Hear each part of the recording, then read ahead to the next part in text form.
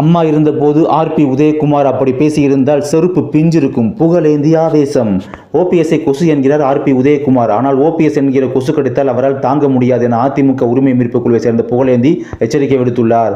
மதுரையில் செய்தியாளர்களை சந்தித்த அவர் அதிமுகவை ஒன்றிணைக்க எடப்பாடி பழனிசாமி ஒத்துவர மாட்டேன் என்கிறார். முழு முயற்சி எடுத்துவிட்டோம், எவ்வளவோ முயன்று முடியவில்லை. தற்போது ஆர்பி உதயகுமார் தொடங்கிவிட்டார். ஆனால் அண்ணன் ஓபிஎஸ்ஐ விட்டு தூரமாக இருந்தாலும் அவரை உதயகுமார் விமர்சிப்பது சரியாக இல்லை. சில உண்மைகளை சொல்லி ஆக வேண்டும். ஓபிஎஸ் மிகவும் நல்லவர், ஆனால் அவர் வல்லவர் இல்லை. அதனால் தான் அவரால் வெற்றி பெற முடியவில்லை. ஓபிஎஸ் மீது புரட்சித் தலைவி அம்மா கோபமாக இருந்ததாக பொய்யான குற்றச்சாட்டை உதயகுமார் முன்வைக்கிறார். ஆனால் ஒரு நாள் கூட புரட்சித் தலைவி அம்மா அவரை தூரத்தில் வைத்து அமைச்சரவையில் இருந்து விடுவித்ததே இல்லை. உதயகுமார் நேர்மாறான கருத்துக்களை சொல்கிறார். அவர் வந்து 6 மாதத்தில் அவரது பதவி பறிபோனது. இணக்கமான சூழல் ஏற்படும் போது ஏதாவது சொல்லி உதயகுமார், ஜெயக்குமார் போன்றவர்கள் கெடுத்து விடுகிறார்கள். ஓபிஎஸ்ஐ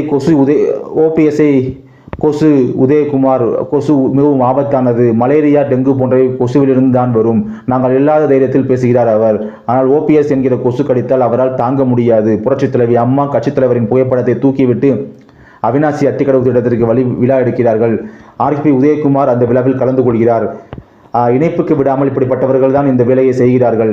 இப்படியே போனால் 2026 ஒரு சீட்டு கூட அதிமுகவுக்கு தேடாது. நாடாளுமன்ற தேர்தலில் 3ஆம் இடத்திற்கு வந்து விட்டோம். இப்படியே போனால் உதயகுமாருக்கு நான் சொல்கிறேன், 2026 தேர்தலில் உனக்கும் சேர்த்து டெபாசிட் போகும்.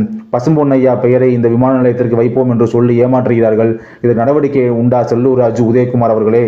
செங்கோட்டையின் அடுத்த ஓபிஎஸ் தங்கமானவர், தகராறுக்கு வராதவர் என தெரிவித்தார். அம்மாவிற்கு பிறகு ஓபிஎஸ்க்கு முதல்வர் பதவி குத்தகையாக கொடுக்கப்பட்டது என ஆர்பி உதயகுமார் கூறியது குறித்து கேட்டதற்கு பதிலளித்த புகழேந்தி அவர்கள், குத்தகை என்ன விலை என்று கேட்ட அவர் எடுக்க வேண்டியதுதானே, குத்தகை என்று அம்மா முன்பாக பேசியிருந்தால் அம்மாவின் செருப்பு பிஞ்சிருக்கும்.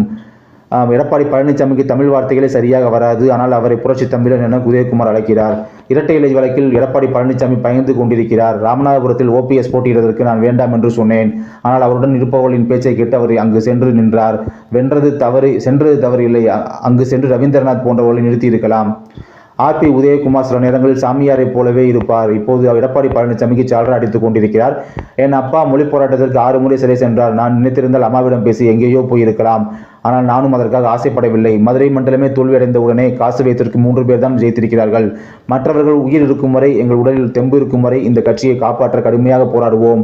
பழனிசாமி என்கிற சர்வாதிகாரியிடமிருந்து கட்சியை காப்பாற்ற சிரமமாக உள்ளது என அவர் தெரிவித்தார்.